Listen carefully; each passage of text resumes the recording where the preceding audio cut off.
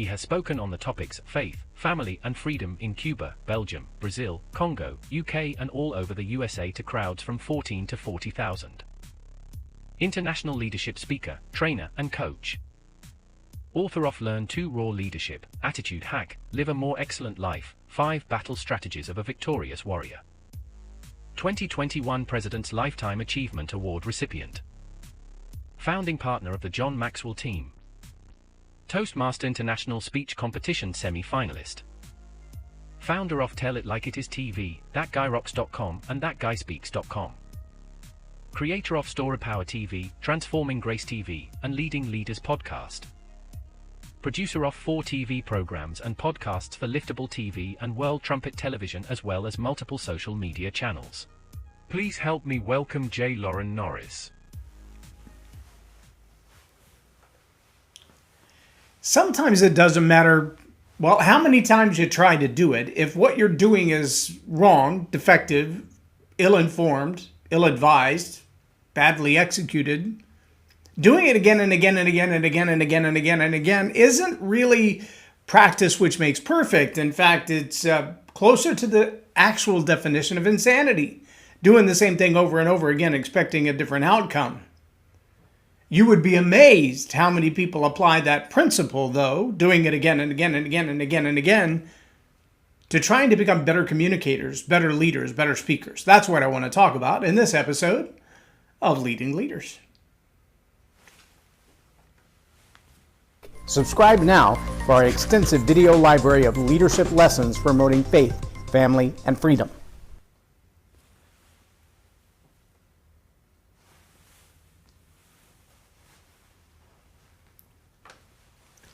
I'm J Loren Norris with Leading Leaders Podcast, and I have a story of my own of doing it over and over again and thinking if I just keep trying, I'll eventually figure it out.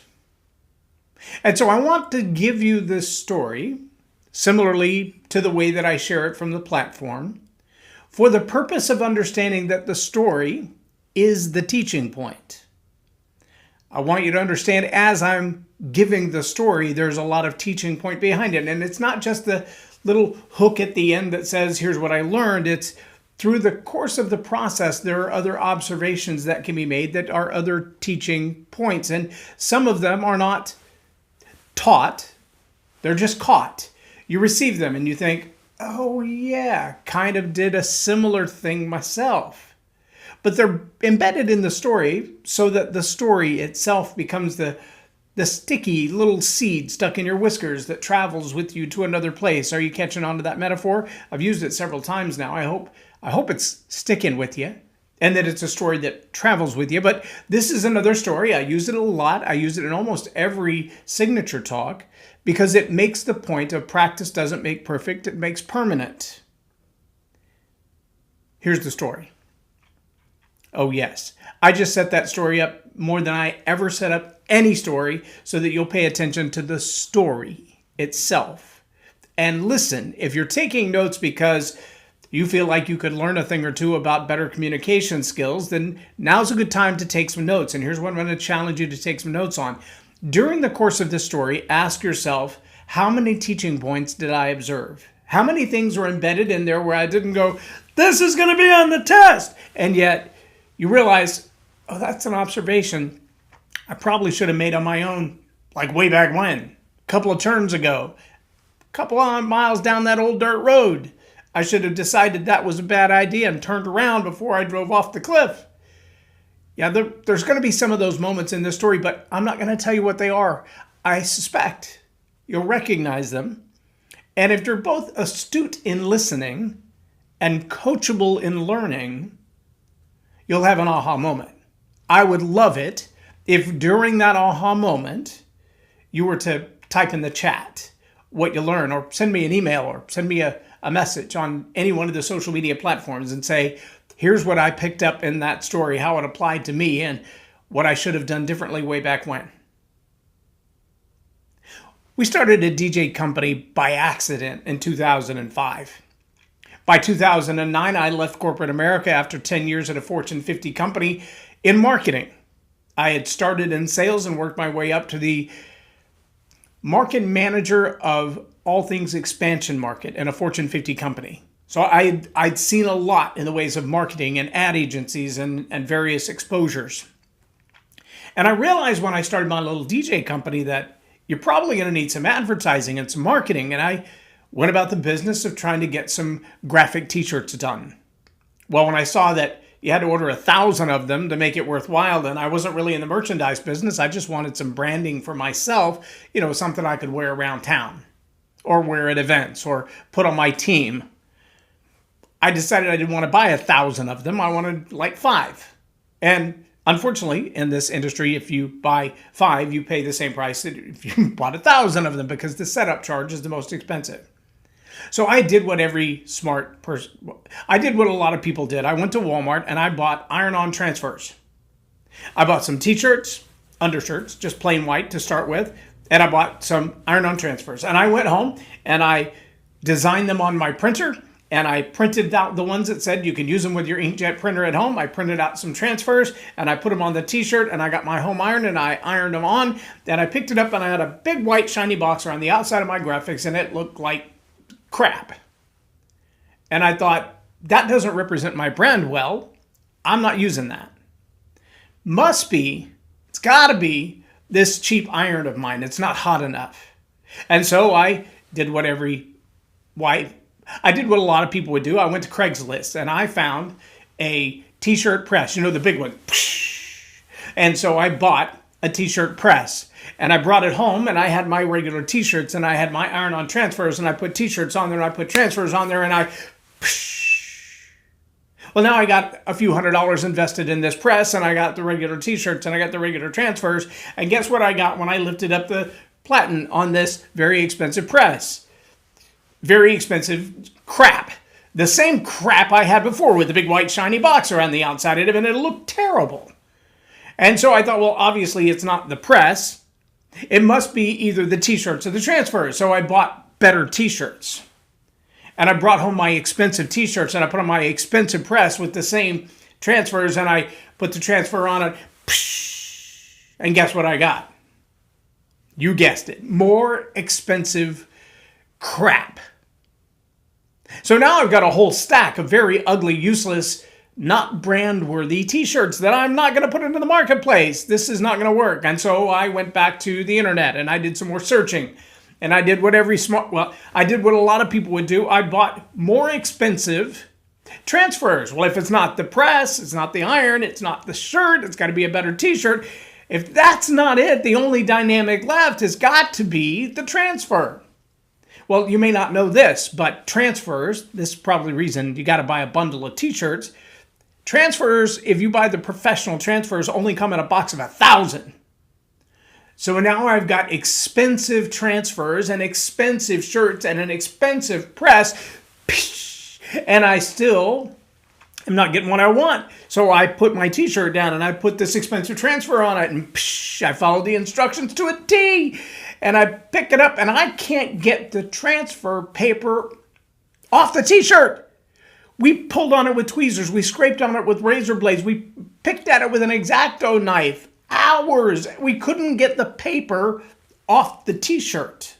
I didn't have the problem with the white box anymore. I just had white covering up the whole logo. So I took a sample or two to the local t-shirt shop, and I found the guy who owned the shop, and I said, "This is what I'm getting. What am I doing wrong?" And he laughed at me and he said, "You're trying to do it yourself. Oh, we have professional equipment back here for this." I'm like, I got a professional press. I've got the professional transfers. I've got the upgraded t-shirts. What am I doing wrong? He said, "You're trying to do it yourself. Just bring us your artwork. We'll take care of it." Sounds like a sales pitch to me.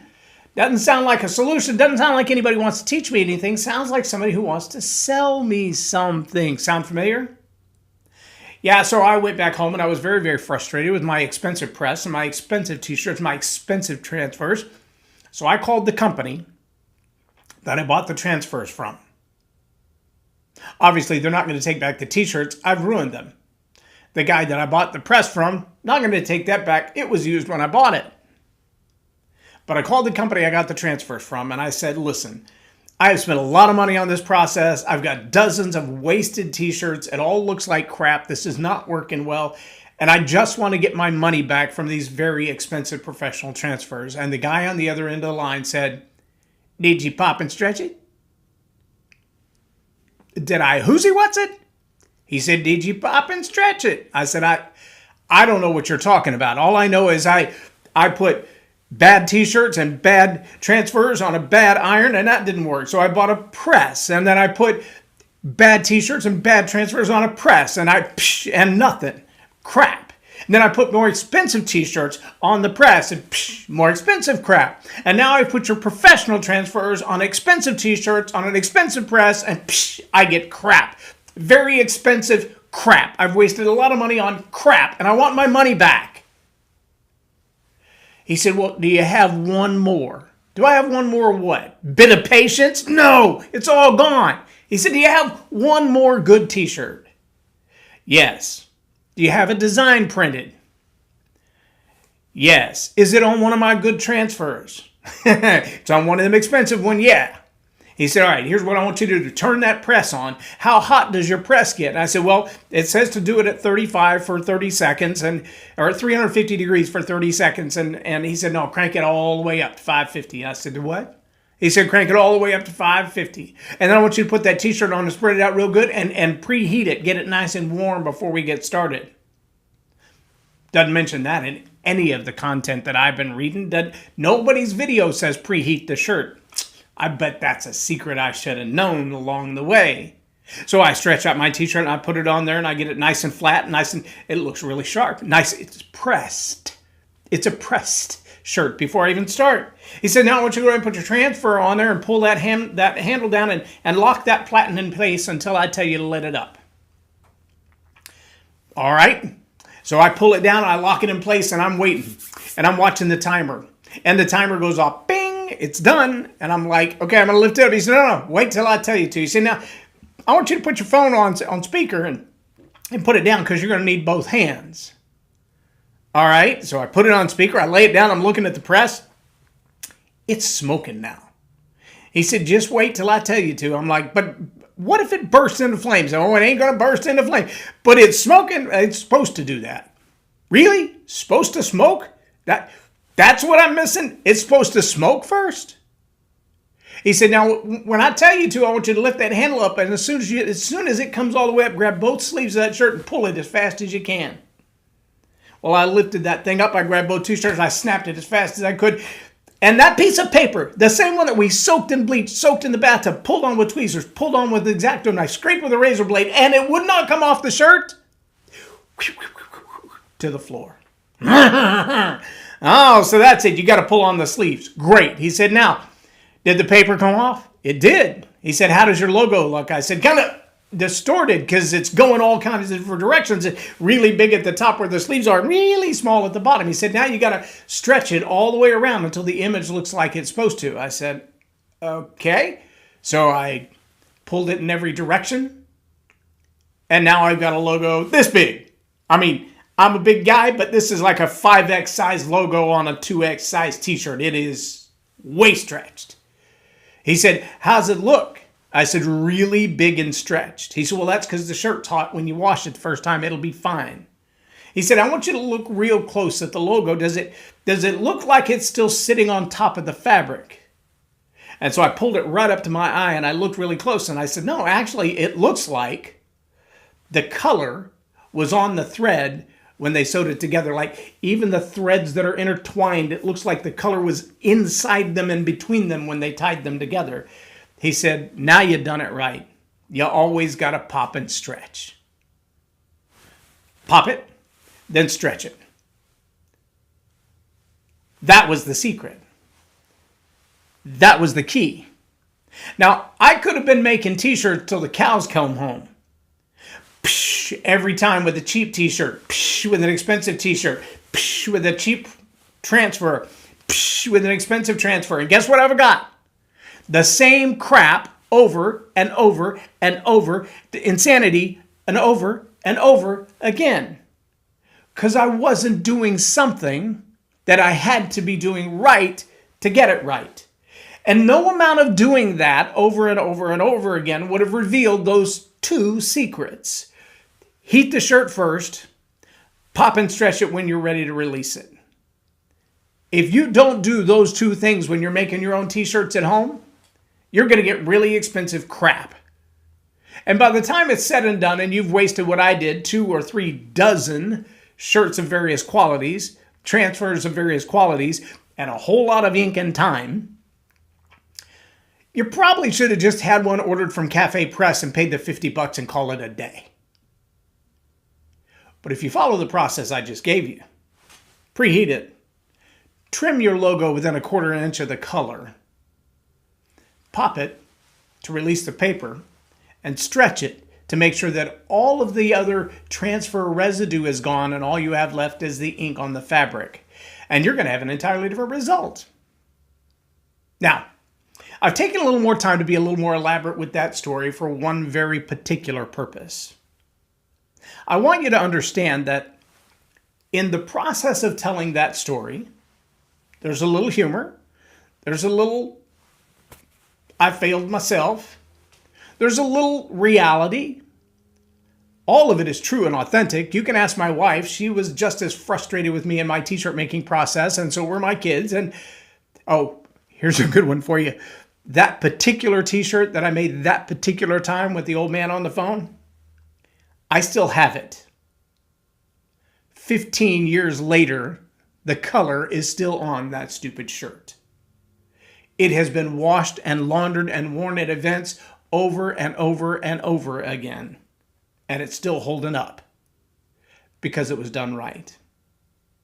See, I've practiced that story thousands of times. I've delivered it, like I said, in almost every signature talk that I've done. I've given that story as an illustration or a teaching point in the aspects of leadership, communication skills, public speaking, even the process that I teach called the Story Power Masterclass. And if you did what I asked you to do and you were taking notes and asking yourself along the way, were there some teaching points, some things that I learned, some aha moments that I should have applied in my own life to my own kind of story?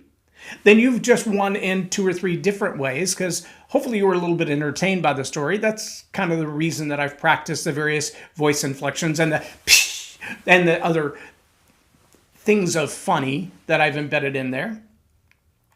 But see, there's a whole lot in that story that are practical teaching moments as well. And if you've gleaned those, I'd love to know what you've gleaned. If you've looked at a story in your own life and went, I have a very similar story. Maybe it had nothing to do with t-shirts, but it was making brownies, or it was making biscuits, or it was, I don't know, fixing your car. Whatever it is that you have experienced trying to do it yourself several times, not getting the advice that you needed from the right people, and then all of a sudden wisdom comes along when the student is ready, the teacher will come. Wisdom comes along and you learn and you go, I wish I'd known that sooner. I wish I'd caught on to that earlier. I wish I'd asked the right person in the first place.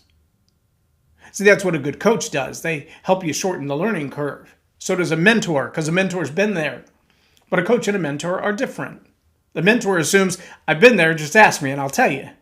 The coach says, no, I think the best advice is already in you. You just haven't put your finger on it yet. I'm going to help you discover what you already know. Maybe that you've been hiding from yourself or unwilling to admit. That kind of changes the whole ball game for you, because when you own the information, you do something different with it than when somebody else gives it to you. True story. But when it comes to story, there are going to be stories that come to mind, and when you decide in the moment, hey, this would be a great story, perhaps you haven't asked over and over, who's going to be intrigued with the story? Who's going to be triggered by this story? Who's going to find all of the illustrations in this story to be worthwhile, attractive to them, magnetic to them?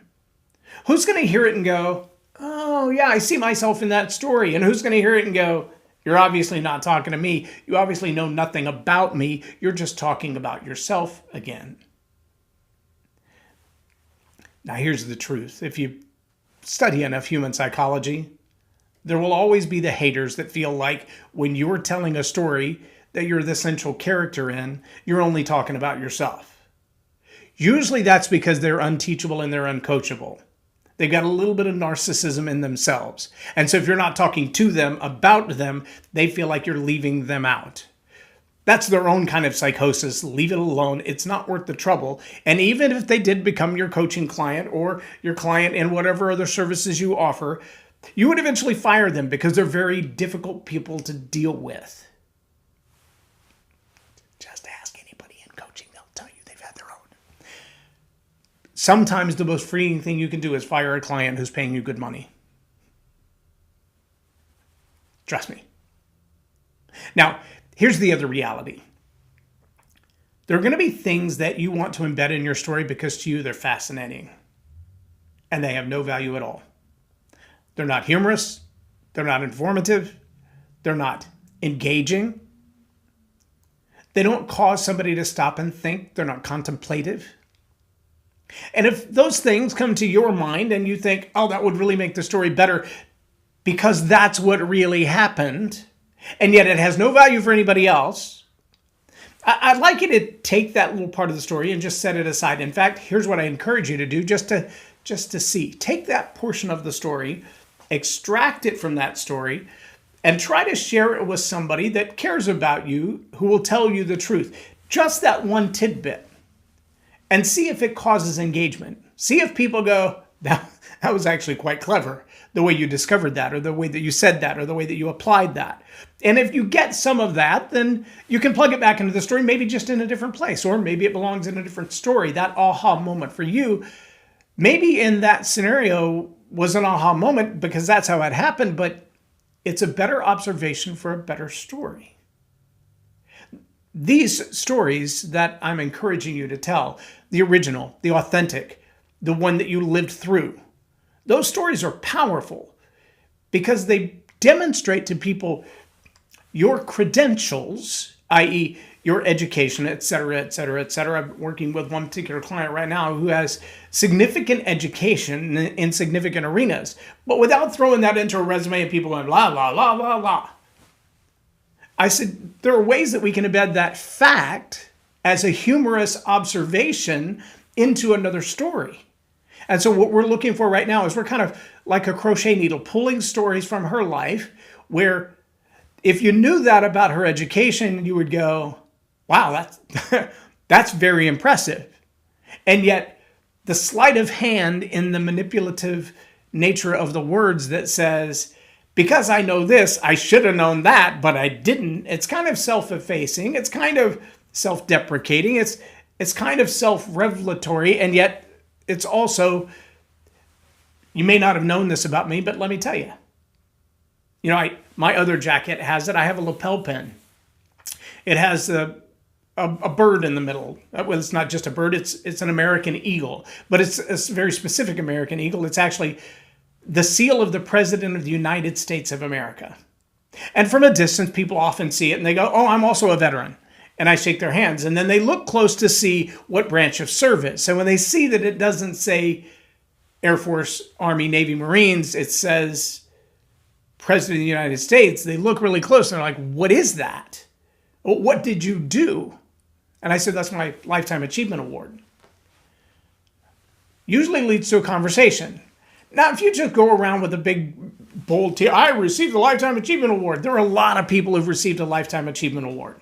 There are a lot of people that are nominated for the Lifetime Achievement Award. It's pretty cool to have one. It's always a great conversation starter. It's good for credentials to say, I do things that are outside of myself, because that's how you get it. You have to have a certain number of volunteer hours, thousands of volunteer hours, doing things for other people. That's how you get one. But how it applies, that's different. The question is, can you find a way to put that information into your story without sounding braggadocious? That, my friends, takes practice. If you need help with that, I'll be glad to. By the way, that's what I do as a coach. I help people tell better stories better. I'm J Loren Norris with Leading Leaders Podcast for Tell It Like It Is TV. Have a blessed day. Loren is a master teacher on storytelling, and I learned so much. I'm really going to have to sit down and go back through everything, and I think I might have to have some more coffees with Loren, but it was totally worth my time, and I really highly recommend it if you're looking to grow your ministry, grow your business, grow your career. Loren will serve you well.